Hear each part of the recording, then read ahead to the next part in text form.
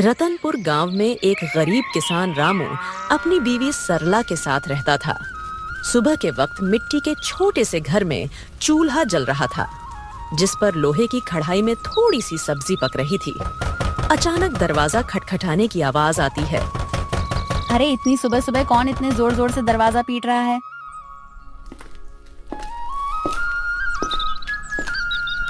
दरवाजा खोलते ही सेठ हरीलाल गुस्से में लाल पीला खड़ा था, जो कि बहुत लालची और चालबाज है।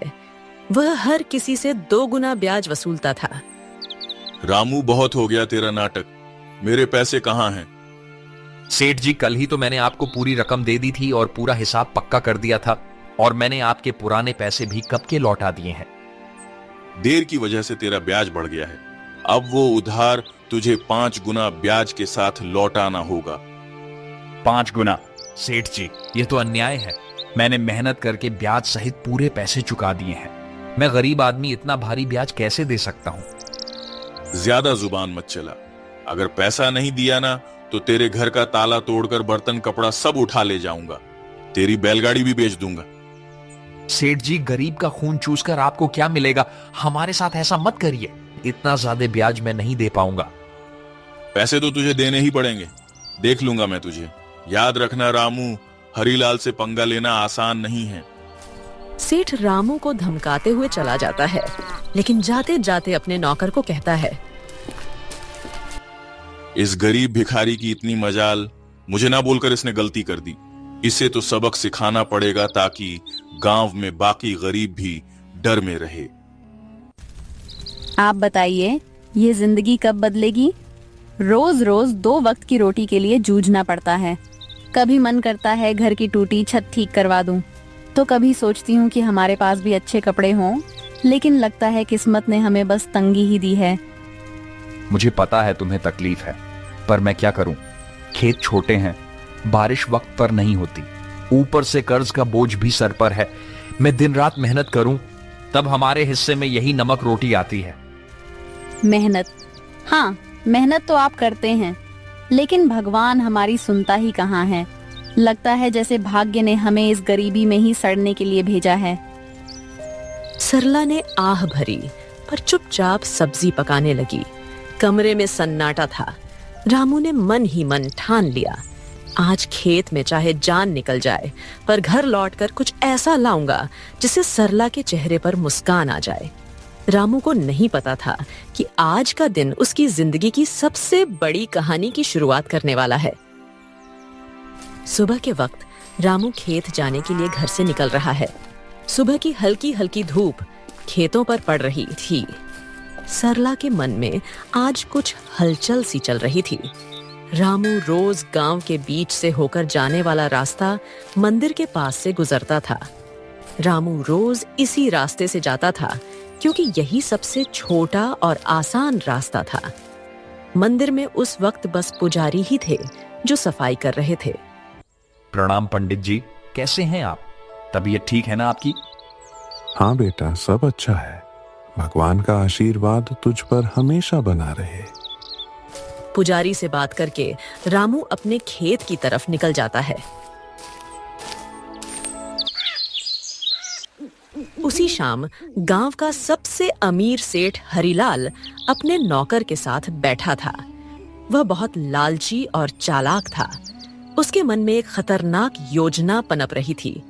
सेठ हरीलाल अपने बड़े से घर में खाट पर बैठा पान चबा रहा था। पास में उसका नौकर कालू खड़ा था। अरे कालू सुन, मंदिर के गहनों को देखकर मेरा जी ललचा गया है। कल रात मंदिर में जो सोने चांदी के गहने हैं ना, वो मेरे घर में होने चाहिए। गांव वाले मेरी इज्जत करते हैं, लेकिन पैसा और बढ़ाना है मुझे। सेठ जी, पर यह तो पाप का काम होगा। भगवान के घर से गहने चुराना अच्छा नहीं लगेगा। अरे मूर्ख, भगवान को क्या जरूरत है गहनों की? उनका क्या होगा इनसे? असली भगवान तो पैसा है, और पैसा इंसान के हाथ में अच्छा लगता है। पर गांव वाले अगर उनको पता चल गया तो? बस यही तो मजा है। चोरी हम करेंगे और इल्जाम किसी और पर लगेगा। पता है किस पर? उस गरीब रामू पर। आज उसकी और उसकी बीवी की जुबान बहुत ज्यादा ही चल रही थी। रामू, वो तो रोज मंदिर के पास से ही अपने खेत के लिए जाता है ना? हाँ, हम इसी बात का फायदा उठाएंगे। सबको लगेगा कि उसी ने चोरी की। गांव वाले पहले ही उसे तिरछी नजरों से देखते हैं। बस आज रात ही हम अपना काम कर देंगे और सुबह हंगामा हो जाएगा। तू बस ये याद रख, कोई गलती नहीं होनी चाहिए। आधी रात को हम मंदिर में घुसेंगे, गहने उठाएंगे और अपने गोदाम में छुपा देंगे। सुबह मैं खुद शोर मचाऊंगा और रामू का नाम लूंगा। कालू डरते डरते सिर हिलाता है और अपने सेठ की बात मान लेता है।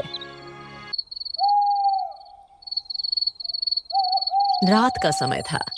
गांव में हर तरफ सन्नाटा था। बस कहीं कहीं कुत्तों के भौंकने की आवाज आ रही थी। उस रात सेठ लालच में अंधा हो जाता है और इस घिनौनी साजिश को अंजाम देता है। अपने नौकर से मंदिर में चोरी करवाता है। पास ही अंधेरे में एक काली बिल्ली म्याऊं करके गुजर जाती है, जैसे वो इस पाप की गवाही दे रही हो। अगली सुबह गांव के बीचों बीच मंदिर के सामने एक भीड़ इकट्ठी हो गई थी।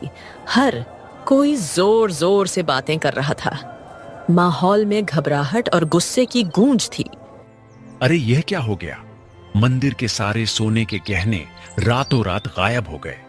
इतना बड़ा अपशकुन, भगवान के गहने चुरा ले गया कोई। ये तो बहुत बुरी बात है। इसी बीच रामू रोज की तरह खेत की तरफ जाने के लिए उसी रास्ते से गुजर रहा था।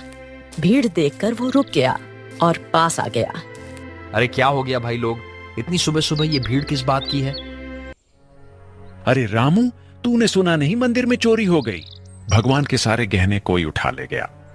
रामू यह सुनकर चौंक जाता है। भीड़ में खड़ा सेठ, जो असल में चोरी किया था, वह बहुत मासूम बन रहा था। पंडित जी आप बताइए, कल रात तक तो गहने मंदिर में थे, फिर अचानक कौन ले गया? आप बताइए पंडित जी, क्या आपने मंदिर के आसपास किसी को आते जाते देखा है? आपको किसी पर शक है क्या? अरे मैंने देखा है रामू, रोज मंदिर के रास्ते से आना जाना करता है। सेठ जी, कल तक तो सब कुछ ठीक ठाक था। मंदिर के पास से तो कई लोग गुजरते हैं, लेकिन रोज सुबह सुबह खेत की तरफ जाने के लिए रामू इधर से निकलता है। मगर रामू ऐसा काम करेगा मुझे नहीं लगता। अरे पंडित जी, जमाना खराब है, आदमी की नीयत कब बदल जाए क्या पता। और वैसे भी जिसने किया है वो मुंह से कभी मानेगा नहीं। मैंने अपनी आंखों से देखा है। रात को जब मैं खेत की तरफ जा रहा था, रामू मंदिर के पास चुपके चुपके घूम रहा था। ये क्या कह रहे हो आप लोग? मैंने कोई चोरी नहीं की है। इतना बड़ा पाप मुझ पर मत डालो। अरे हाँ, ये गरीब आदमी है, पैसों की तंगी में है, ये कर भी सकता है ये काम। ये लोग मुंह पर अच्छे बनते हैं। अरे भगवान से डरिए आप लोग, हमने कुछ नहीं किया। हम गरीब जरूर हैं, लेकिन चोर नहीं। मेरे पति जितना ईमानदार इंसान इस पूरे गांव में कोई नहीं है।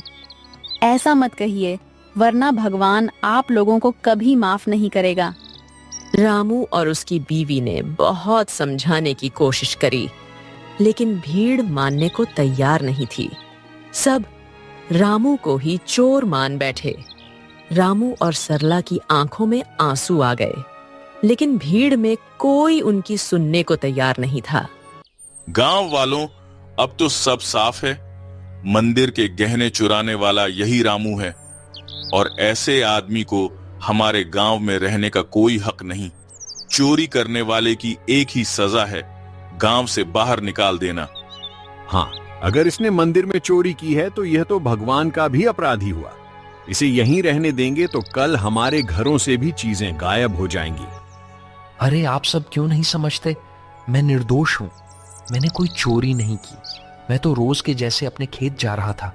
मुझ पर इतना बड़ा इल्जाम मत डालिए। भीड़ में जोर जोर से आवाजें गूंजने लगी। निकालो इसे, निकालो इसे गांव से। भीड़ में हलचल मच गई। लोग एक दूसरे से कान्हा फूंसी करने लगे। रामू और सरला की आंखों में आंसू भर आए। उन्होंने कई बार सफाई देने की कोशिश की, लेकिन किसी ने उनकी नहीं सुनी। सबने मिलकर उन्हें गांव के बाहर निकाल दिया। रामू और सरला मजबूर होकर गांव छोड़कर चले गए। रामू और सरला रोते रोते गांव छोड़ चुके थे। गांव के बाहर एक सुनसान जगह पर टूटी फूटी झाड़ियों और कंटीली झाड़ियों के बीच एक पुरानी पड़ी झोपड़ी मिली। मजबूरी में वहीं उनका नया घर बन गया। सुनिए जी, यह जगह कितनी सुनसान है। न पास में कोई इंसान, यहाँ आसपास की झोपड़ियों में कोई रहता भी नहीं है। न खाने को कुछ है। अब हम क्या करेंगे? क्या करें सरला, जब अपना गांव ही हमें ठुकरा दे तो कहीं और सहारा ढूंढना पड़ता है। यही हमारी तकदीर है। मैं तो ये सोच रहा हूं आखिर चोरी की किसने है, और इल्जाम मुझ पर डाल दिया गया। मैं असली चोर का पता लगाकर रहूंगा। दिन ढल गया। सरला रोते रोते सो गई। रामू सारी रात परेशान बैठा रहा।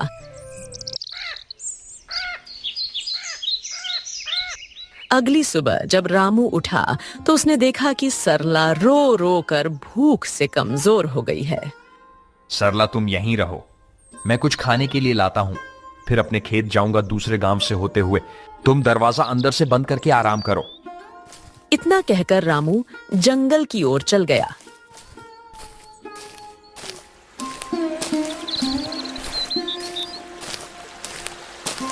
रामू ने सरला को कुछ फल और आसपास की नदी से पानी लाकर दिया। रामू दूसरे गांव से होते हुए अपने खेत जाने के लिए निकल गया। अचानक घने जंगल में सामने से एक साधु बाबा प्रकट होते हैं। उनकी लंबी दाढ़ी और वस्त्र उन्हें अलग ही आभा दे रहे थे। रामू उनके पास गया। बेटा, तू कौन है? तेरे चेहरे पर चिंता की रेखाएं साफ दिख रही हैं। बाबा, मैं इस गांव का ही रहने वाला हूं, पर अब गांव वालों ने मुझे निकाल दिया है। सब लोग मुझ पर चोरी का झूठा इल्जाम लगा रहे हैं। मैंने कोई चोरी नहीं की। रामू रोते रोते साधु बाबा को पूरी कहानी बताता है। सेठ का कर्ज, गांव वालों का इल्जाम और मंदिर से चोरी की घटना। बेटा, तेरी आंखों में छल नहीं है। तू सच्चा और साफ दिल का इंसान है। तेरी पीड़ा मैं समझ सकता हूं। ये दुनिया अक्सर गरीब पर झूठा इल्जाम लगा देती है, पर चिंता मत कर, भगवान न्याय करते हैं। असली चोर जल्द ही सामने आएगा। ये मेरा आशीर्वाद है। पर बाबा कैसे? सब मुझे ही दोषी मान रहे हैं। गांव छोड़कर मैं और मेरी पत्नी यहां भूखे प्यासे पड़े हैं। कोई मेरी बात मानने को तैयार नहीं है। मैं कैसे साबित करूं कि मैं निर्दोष हूं? इस जंगल में एक श्रापित जानवर रहता है। उसने अपनी आंखों से असली चोर को देखा है। वही तुझे सच तक पहुंचने में मदद करेगा। पर ध्यान रहे, उस जानवर को ढूंढना आसान नहीं है। उसके पास जाना होगा, उसका विश्वास जीतना होगा, तभी वह तेरी मदद करेगा। श्रापित जानवर बाबा, वह कौन है? मैं उसे कैसे ढूंढूं? यहां जंगल में तो बहुत से जानवर हैं। वह एक श्रापित काली बिल्ली है। सच यह है कि उसकी आंखों ने वह दृश्य देखा है जो किसी और ने नहीं देखा। जा बेटा, उस जानवर को ढूंढ और उससे मदद मांग। वो बिल्ली तेरी जिंदगी बदल देगी। भगवान तेरा साथ देंगे। जा बेटा, सत्य की शक्ति तेरे साथ है। साधु बाबा रामू को आशीर्वाद देकर अचानक गायब हो गए। रामू समझ गया था कि यह भगवान की लीला है। रामू तुरंत ही बाबा के बताए अनुसार उस बिल्ली को ढूंढने के लिए निकल गया। जंगल का सन्नाटा, पत्तों की सरसराहट।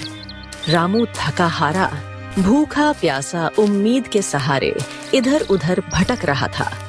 उसने पूरा जंगल छान मारा, पर उसे वो काली बिल्ली कहीं नहीं मिली। दिन ढलने को आया। रामू अब निराश होकर अपनी झोपड़ी की तरफ जा रहा था। अचानक तभी उसकी नजर एक काली बिल्ली पर पड़ी। बिल्ली की चमकती आंखें दो अंगारों जैसी दिखाई दे रही थीं। ओ बिल्ली रानी, क्या तुम वही हो जिसके बारे में साधु बाबा ने कहा था? क्या तुमने उस रात देखा था? असली चोर कौन है? माँ, बिल्ली, क्या तुम मेरी मदद करोगी?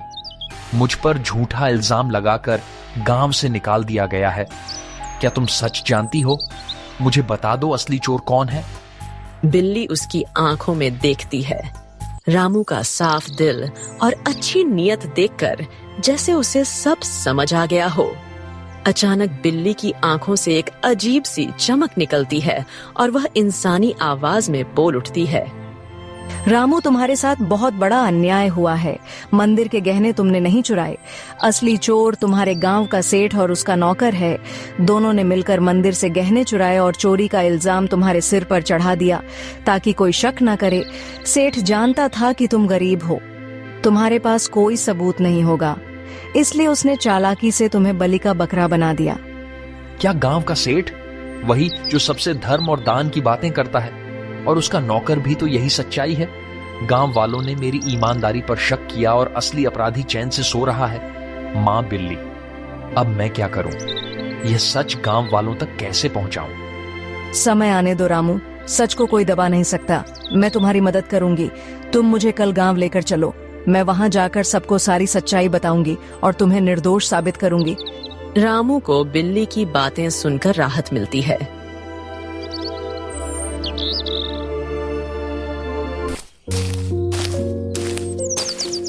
वह घर जाकर सरला को पूरी बात बताता है।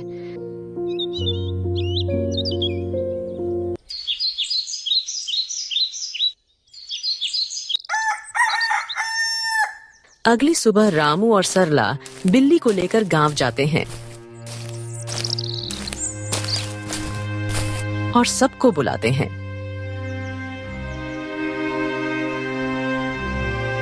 गांव वालों, आप सबने मुझे चोर बोलकर गांव से निकाल दिया था, पर असली चोर अभी भी गांव में ही बैठा है। आज मेरे पास एक गवाह है जो मुझे निर्दोष साबित करेगा। गांव वालों सुनो, असली चोर रामू नहीं है। मैंने अपनी आंखों से देखा है। मंदिर के गहने सेठ और उसके नौकर ने मिलकर चुराए हैं। अगर तुम्हें यकीन नहीं होता तो सेठ के घर जाकर देखो, मंदिर के गहने वहीं मिलेंगे। अरे, यह बिल्ली बोल कैसे रही है? चलो हम जाकर देखते हैं सेठ के घर गहने हैं या नहीं। वैसे भी सेठ ही हमें हमेशा धोखा देता रहा है। बिल्ली को बोलता देख सब चौंक जाते हैं और गांव के कुछ लोग सेठ के घर जाते हैं। उनको गहने सेठ के घर में मिल जाते हैं। अब पूरे गांव में बातें होने लगी। सेठ चोर है, सेठ चोर है। सब बोलने लगे। सेठ ने चालाकी से अपने नौकर को इशारा करा और सारा इल्जाम नौकर पर डाल दिया। अरे नहीं नहीं, मैं चोर नहीं हूँ। ये सब मेरे नौकर की करतूत है। उसने ही चोरी की है। मैं तो खुद हैरान हूँ। झूठ मत बोलिए सेठ जी, आप सबसे ब्याज में 4 गुना पैसे वसूलते हो, अब चोरी भी करवा रहे हो। ठीक है, अगर तुम सब कहते हो तो इस नौकर को सजा मैं दूंगा, क्योंकि यही असली चोर है। मुझे इस बारे में कुछ नहीं पता था। सेठ ने पूरे गहने वापस मंदिर में रखवा दिए। अब गांव में उसकी कोई इज्जत नहीं करता है। पूरे गांव वालों ने रामू से माफी मांगी। उन्हें अपनी गलती का एहसास हो गया। सबने पूरे आदर सम्मान के साथ रामू और सरला को गांव वापस बुलाया।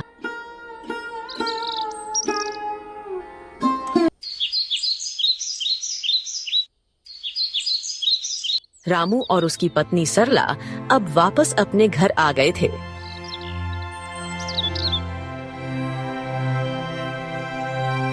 शाम का समय, हल्की ठंडी हवा चल रही है। रामू बोलने वाली बिल्ली के साथ खेत की तरफ जा रहा था।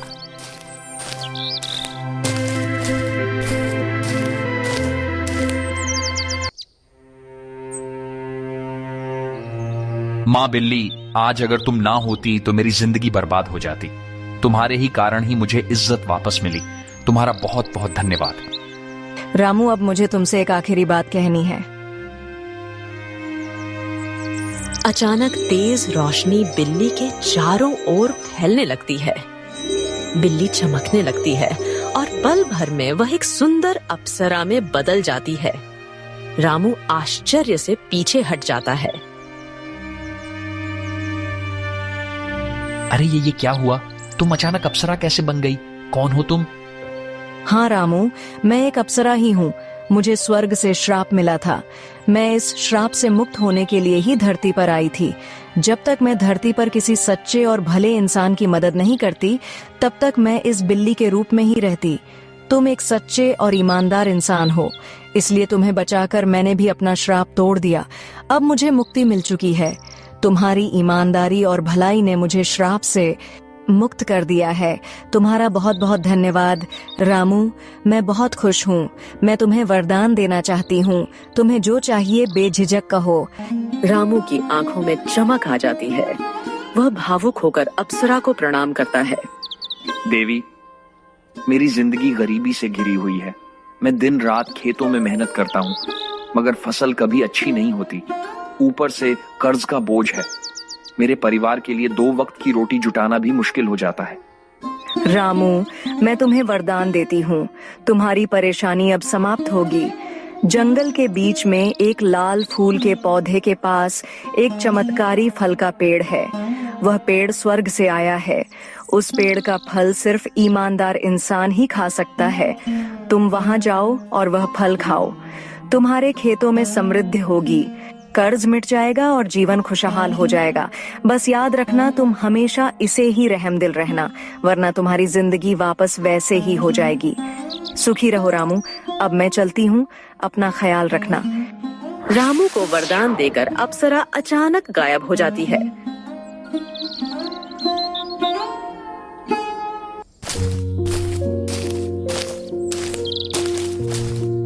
रामू जंगल में चारों तरफ उस चमत्कारी पेड़ को ढूंढता है। सूरज ढलने को होता है। थका हारा रामू अचानक लाल फूल के पौधे को देख लेता है। रामू धीरे धीरे आगे बढ़ता है और देखता है कि पौधे के पीछे एक सुंदर चमकदार पेड़ खड़ा है। पेड़ की टहनियों पर सुनहरे फल चमक रहे हैं। रामू श्रद्धा से पेड़ के पास जाता है। पेड़ देवता, मुझे अप्सरा ने आपके पास भेजा है। मैं गरीब किसान रामू हूँ। क्या मैं आपके फल खा सकता हूँ? अचानक पेड़ से आवाज आई। रामू, मुझे सब पता है। तुम सच्चे और भले इंसान हो, इसीलिए अप्सरा ने तुम्हें यहाँ तक पहुंचाया है। तुम मेरा एक फल खा लो, तुम्हारी सारी परेशानियां मिट जाएंगी और तुम्हारा जीवन खुशहाल हो जाएगा।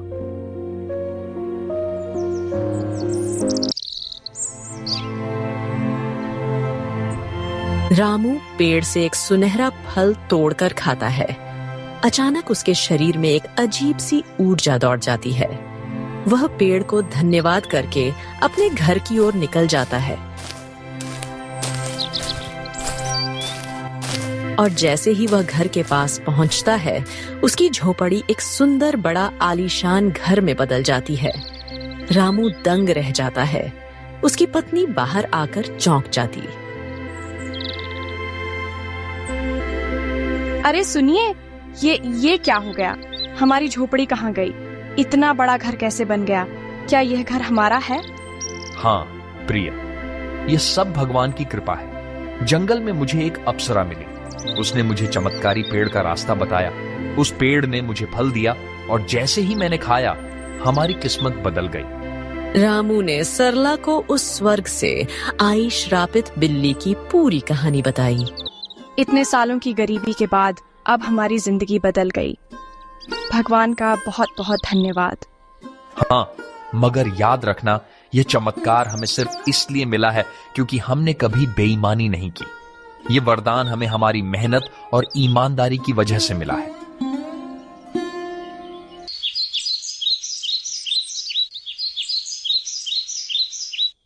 अब रामू और सरला अपने नए घर में खुशी से रहने लगे।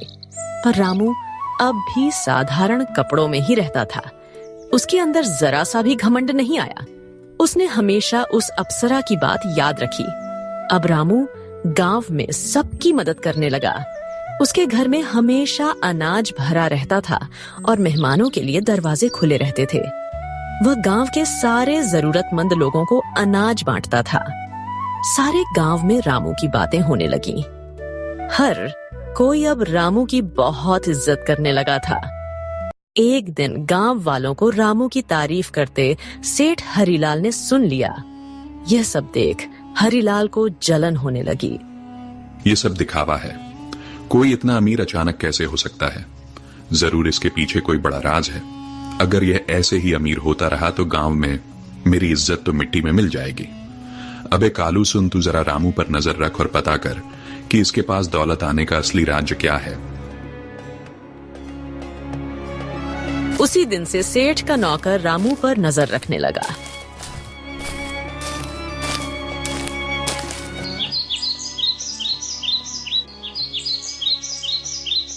एक दिन सेठ का नौकर रामू का पीछा कर रहा था। उसने देखा कि रामू जंगल में जाकर उस चमत्कारी पेड़ से बात कर रहा है। कालू चुपके चुपके रामू की सारी बातें सुन रहा था।